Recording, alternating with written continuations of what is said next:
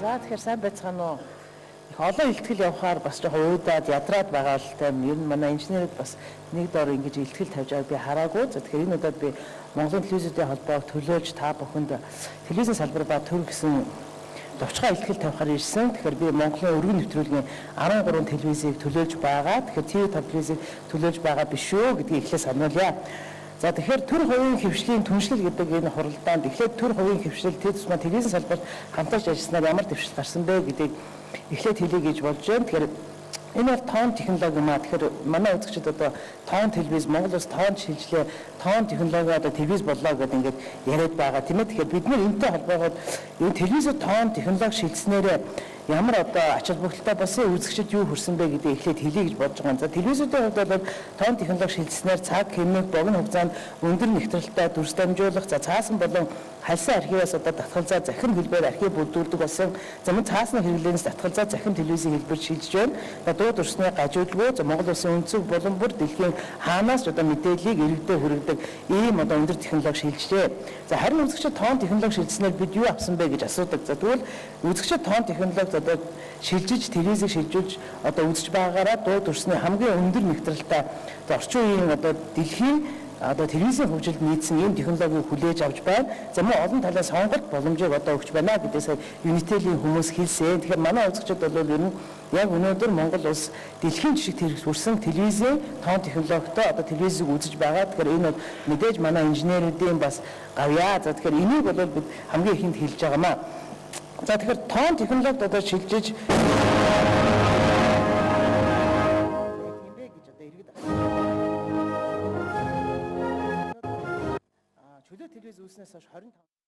чөлөө телевиз үүснээс хойш 25 жилийн хугацаа өнгөрч за Монголын телевизтэй холбоо байгуулагдаад 10 жил болжээ. Тэгэхээр 25 жилийн хугацаанд биднээс хамгийн тулгамж байгаа асуудал бол хууль эрх зүйн зохицуулалт байгаамаа. Тэгэхээр өнөөдөр энэ салбар ерөөсөө 5 хууль дээр одоо зохицуулагддаг.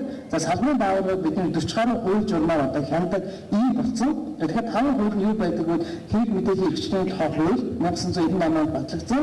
За 2005 онд батлагдсан олон нийтийн харилцааны тухай зар сурталчилгааны тухай хууль гээд ингээд бидэнд өнөөдөр зар сурталчилгааны хууль за ингээд үндсэн хууль биднийг одоо зохицуулж байгаа.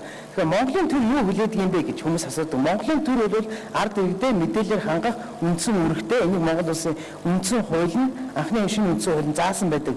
Тэгэхээр хангах үүргээ одоо өнөөдөр Монголын төр биелүүлж гинөө гэж асуухаар биелүүлж гинэ гэдэг тайлбар хийдэг. Яг өнөөдөр энэ салбарт бол мэдээлэлээр хангах үүргийн хувийн хөвшил дангаараа нуруундаа үүрээд явж байгаа гэдгийг та бүхэн мэдэж байна. За тэгэхээр бидний бол хэвлэлийн одоо хаарт болгож манай Монголын хэвлэлийн эрхчлөлийн тухай хуулийг хэлдэг. Тэгэхээр энэ хуулинд юу заасан байдаг вэ гэж хэвлэл мэдээллийн эрхчлөлөө хэвлэл мэдээллийн хэрэгслийн чөлөөт байдлыг хязгаарсан хууль батлан гаргахыг хориглоно гэж. Тэгэхээр чөлөөт байдалд хаалтахгүй гэсэн. За хэвлэл мэдээллийн хэрэгсэл нь өөрөө нийлж нэвтрүүлж байгаа зүйлийнхээ төлөө хариуцлага хүлээд төрөөс олон нийтийн мэдээллийн агуулт хяналт буюу цензур тогтоохгүй гэж. Дараагийн заалт нь төрөөс хэвлэл мэдээллийн хэрэгсэлд нийтлэх, нэвтрүүлэх мэдээлэлд хяналт тавих байгуулж болохгүй ийм хяналтын үйл ажиллагааг санхүүжүүлэхгүй гэсэн заалт байдیں۔ Тэгээ өөрөөр хэлбэл бидний одоо хяндаг төрийн мөнгөийг аваад хяндаг байгууллага байж болохгүй л гэсэн ийм заалттай. Бид өөрсдийнхөө нийтлэл нэвтрүүлэхэд хуулийн хариуцлага хүлээнэ л гэсэн ийм заалт бий. Тэгэхээр ийм бол сүүлийн үед их зөрчигдөх болсон. Энийг яадгүй бол хууль дагсан журам гэж журам гаргаж ирдэг.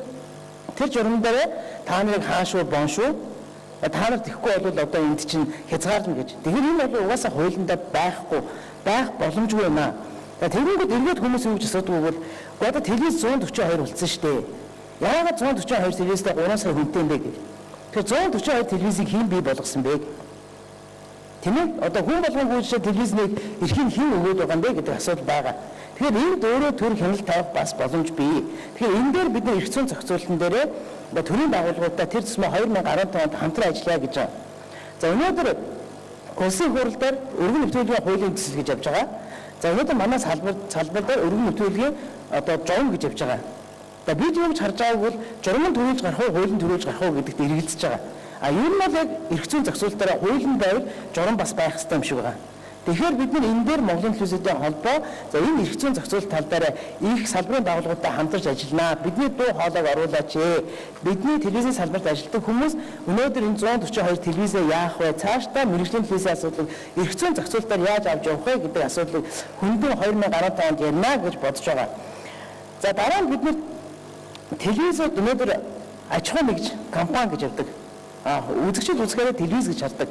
Бидний аж ахуй нэгж компанийн хувьд өнөөдөр 5 төрлийн дотор бүх аж ахуй нэгжтэй адилхан төлдөг мөртлөө телевизийн онцгой статустай компани гэдгээр бид нар ийм журам дүрм за тэгээд дээр нь одоо кабелийн сувг за тэгээд IPTV гэдээ бид нар үргэлж дотор татаас өсөөр ирсэн.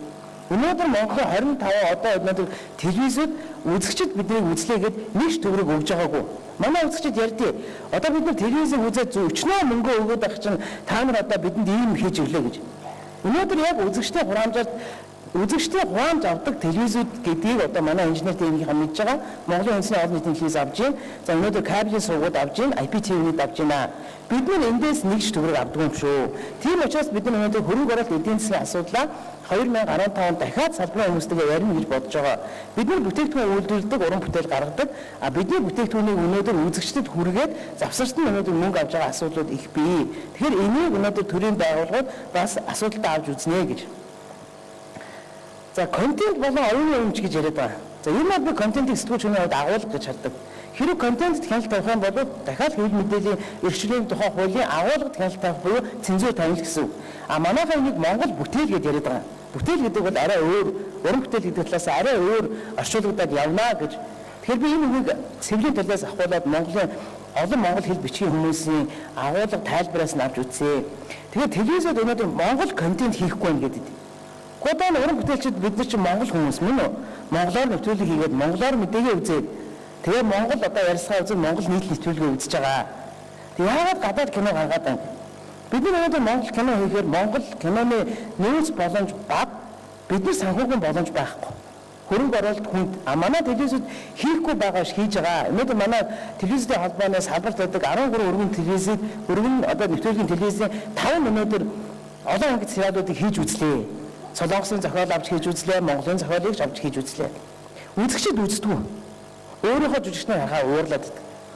Тэгэхээр бид нар одоо ямар гарч байна гэд бас энэ контентыг анхаарж байгаа. Гэхдээ өнөөдөр Монголын 13 өргөн нэвтрүүлгийн сувг бол салбарынхаа байгууллагатай хамтарч ажиллаад оюуны өмчийг дээдэлдэг одоо бүхэл контентуудаа одоо та бүхний хэлээд байгаа гадаадаас бид нар худалдаж албан ёсны эрхтэйгээр дамжуулдаг. Энд хинээж бүтээл хулгайлдаг энэ 13 телевиз байхгүй шүү.